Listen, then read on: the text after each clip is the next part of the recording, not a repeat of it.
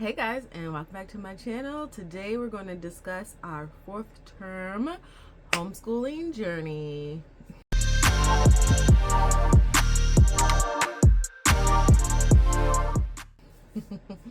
Hey guys, and if you're new here, my name is Shardae. I'm a homeschool mom to 5 children. We've been homeschooling for 7 years, and this is the time that I like to sit down and reflect on how our homeschool year is going.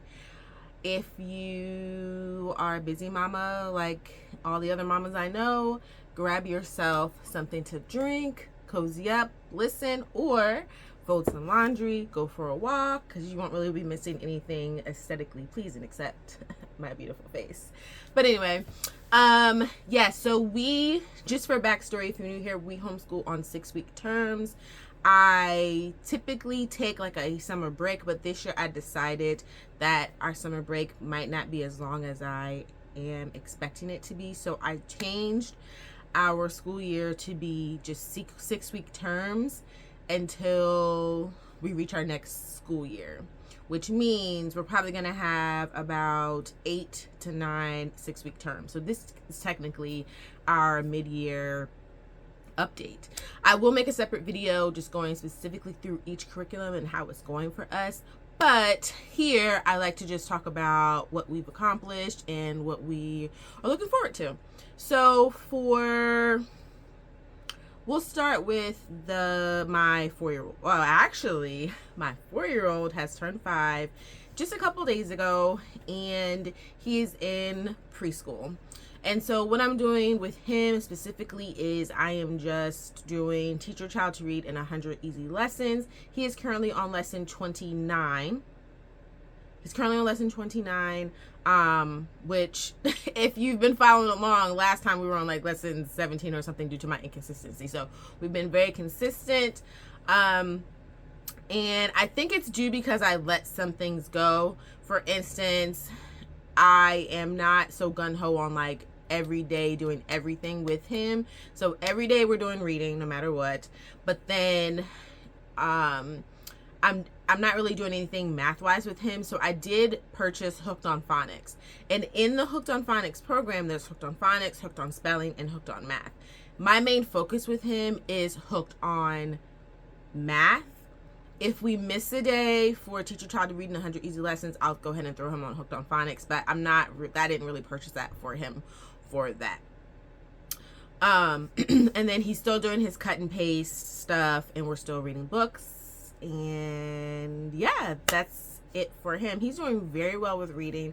I'm super impressed, and it's actually making me think that I should take my first grader back to Teach Your Child to Read in 100 Easy Lessons, because with him we stopped at lesson like 35, and then I switched him from phonics to reading level K. He's doing okay. He started unit 5, and so there's 2 more units for him to complete, which means we're 2/3 of the way done.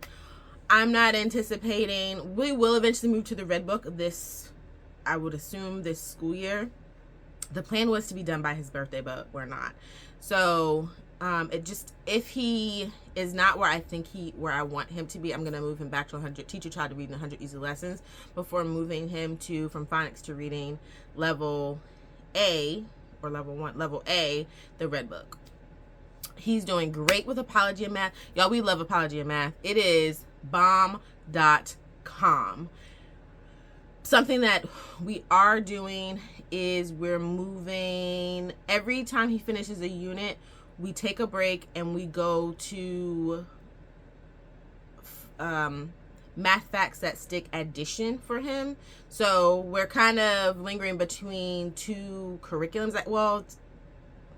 Math Facts That Stick edition is not like a curriculum. It's kind of like fun school to me. But I love the review. The review that's incorporated into Apologia is also very good. I feel like it's kind of like he's doing the same thing, but we just get time to stop and hone in on those skills, if that really makes sense. Like, the games aren't called the same, but you're doing the same things. I hope that really makes sense. So we're just taking our time with making sure that he's got his addition facts down. And I have literally no complaints with anything that we're doing with him individual wise. For my daughter, I'm using Harcourt Trophies grade 3 for language arts. That's going well. If you haven't watched my other videos, we decided to not get through all 6 units. Each unit is 6 weeks long. I was talking to one of my homeschool mamas who used to be an English teacher, and she was just saying that the same skills are addressed each year. It's just the reading level changes. So my goal is to get through the first 2 this school year. We are rounding up the first unit, and I feel like it's taking us some time because the writing is different than what we were doing with it was what was the writing curriculum that I used? Well-Trained Mind, the Well-Trained Mind curriculum. So I'm just taking our time because I think it's pretty important for her to be able to write a narrative, a good paragraph, a good sentence, and all of that jazz. Her reading comprehension is very well. I am also, so for the Harcourt Trophies language arts, we are not doing the phonics component in it. We are actually doing from phonics to reading level C. No, I'm sorry, level B, the blue book, and that's going well. There are like some timed drills that she is not used to because that was not in level A, and those are just taking some time, but those are what I assigned her to do like on her own time, and then she comes to me and she tries to complete them within that 1 minute. I think they give you like 100 words, and my goal for her is just if she can complete 60 to 80 in 1 minute, it's all good. But if she's getting those hundreds, that's a celebration in this house. And then for her apology in math, that's going well, great as well. She's in multiplication.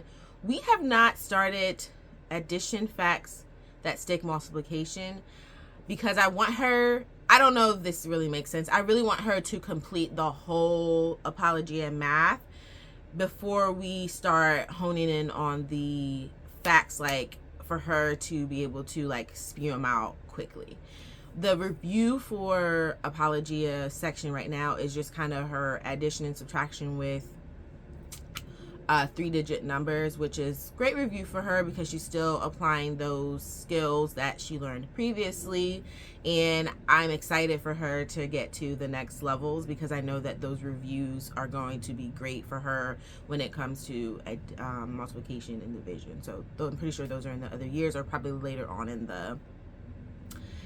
in the curriculum for the reviews. But also I noticed that there's a mixed review for each chapter, and so that's been helpful because I've been hands off and I just want to see what she can do, and she's doing fabulous. What else am I using for her? I think that's it individually. The twins are just twinning. I haven't started anything official with them. The only thing that they have like that's their own is their new Bibles, but that's called a little over, and they're just doing great. They're 2 and they're playing. So for our group subjects, this actually was our history term, and we actually are loving our Pandia Press ancient history. There's no complaints. The kids are loving the activities, and it's something that I'm glad that I took the time to incorporate into our school year. Next term will be our science term, 6 weeks, which we will be focusing on apologia, zoology, and that is also great. It's right there, honey.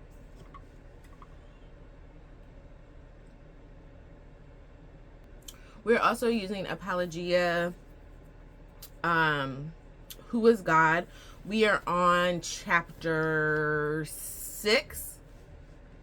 And that's been helpful. Just the knowledge that my children are gaining, I feel that it's very beneficial for any child, almost so that I'm kind of thinking about sharing this with the children's ministry coordinator at church, because it's just foundational, right, about who God is. He's not a God of wrath. He's not a God of just one thing. He is all things. He is all knowing.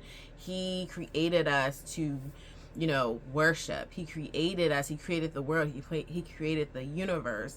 And there's also a little bit of apologetics in there, and I feel that that's interesting. That's also beneficial as well, because I don't want my children being exposed to something other than their God before we're able to discuss why they believe what they believe, right?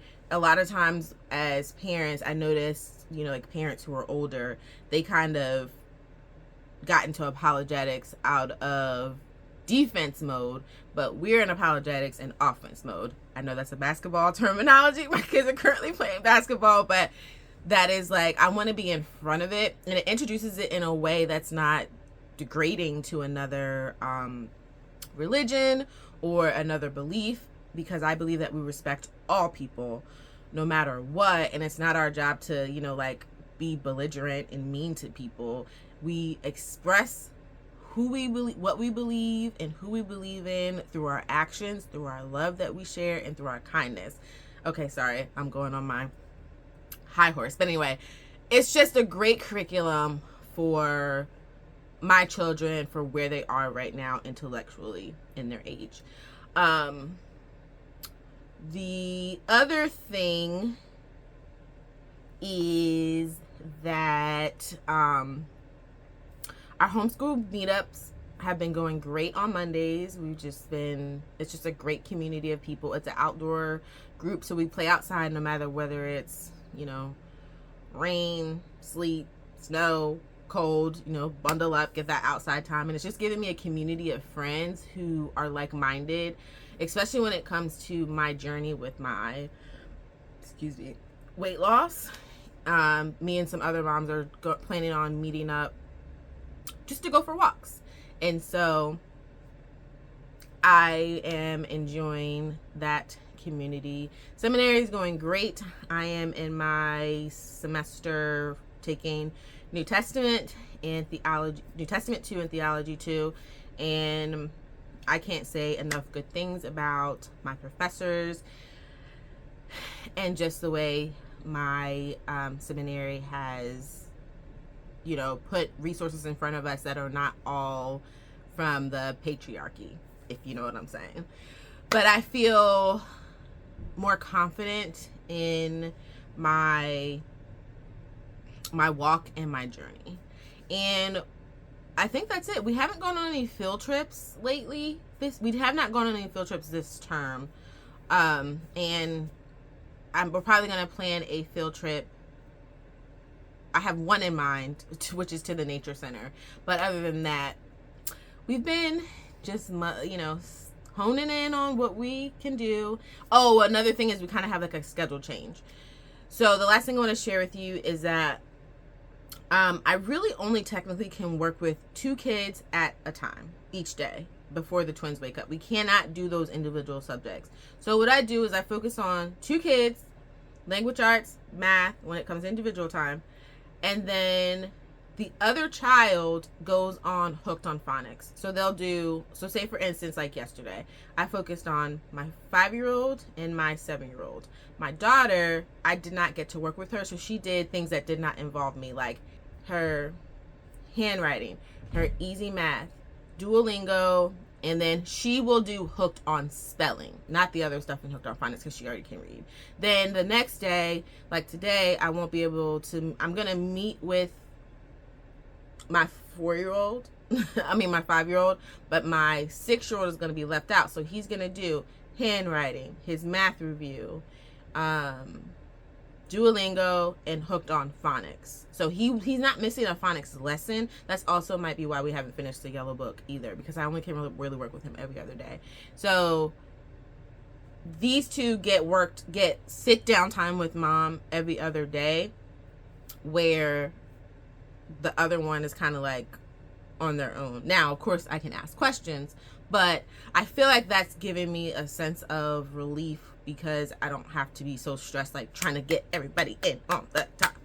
So yeah, if you're interested on how Hooked on Phonics works, and you also get like daily reports on what they got done, what they should go back and do, and what they skipped and all that. And then we have Samsung Kids, so I can see how long they spent on each app. Now usually I set a timer and they're sitting right beside me, but if I have to walk away, they might, you know, try to go on another app or something, but I can see what they're doing regardless. But yeah, my daughter has to